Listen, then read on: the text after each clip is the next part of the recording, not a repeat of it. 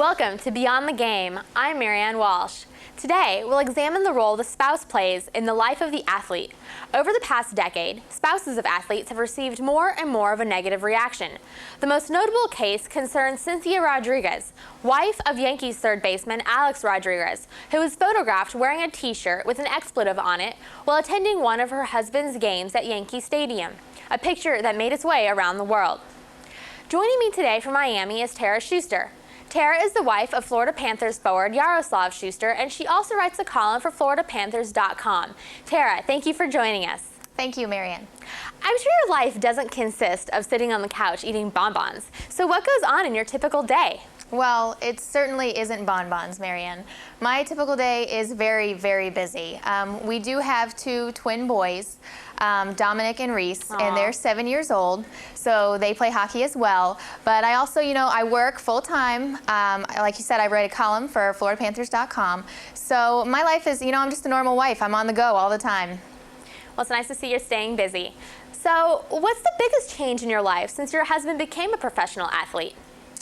I think the biggest change is just not having him there. He's not there all the time. It's hard. It's hard being alone. It's hard raising the two boys. Two is harder than one because we have the twins. And it's just, tough. You think you're going to marry someone and wake up to them every day, but you don't. But I respect what he does, and I'm his biggest fan, so it's okay. Well, you seem to be handling it very well. What's the biggest stigma, do you think, attached to being a professional athlete's wife? It's a shame that there's so much attention that goes on athletes' wives, especially, obviously in baseball, like you said, with the expletives on the shirts. But I just think there's far too much attention on the little things. We're there to support them for the most part, and luckily there's been no big incidents in hockey yet. But I think another stigma is that, people think that the wives are just there, they're rich snobs, and they don't know what's going on in the game. But, I support my husband completely, and I'm there to be, a positive asset to his game. With your husband being on the road for long periods of time, the question of faithfulness must come into your mind. How have you dealt with it?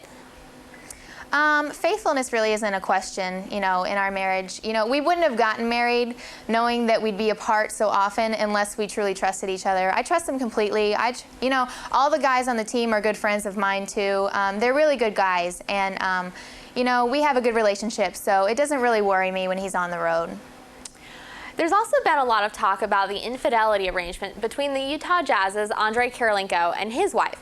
According to sources, he gets one free pass per season. Do you think that's a common compromise? Definitely not a common compromise. By free pass, I know you mean that his wife says that he's allowed to do what he wants once a year. But, there's a big debate, even on ESPN now, whether that's true. She could just be setting him up to see if he'll actually do it. But, I'm just glad that nothing like that goes on in hockey yet in the media anyway. So I definitely don't think free pass is common at all. Well, that's an excellent point. I agree with you there. What's the hardest part when your husband goes away?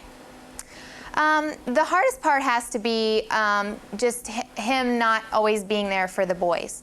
They recently started playing hockey, and they're doing really well. Dominic plays goalie, and Reese plays forward. So, and he's taught them a lot what they know, but they're getting better and better every day, and I'm there cheering them on, and a lot of times their dad isn't there to cheer for them as well. So I'd say that's the hardest part, is watching them grow, watching them, play in and out of school and things like that. So, but that's, that's life, and we'll get through it.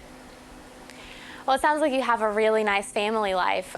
Do you think the boys will follow in their father's footsteps?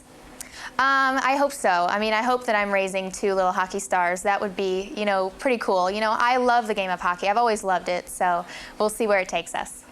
Well, thank you, Tara. I wish we could talk more, but we're out of time. Thanks so much for joining us today. Tomorrow, we discuss why universities are allowed to make millions off their athletes, while the athletes themselves aren't allowed to collect a dime. NCAA President Miles Brand and former Two Live Crew rapper and Miami booster Luther Campbell will be my guests.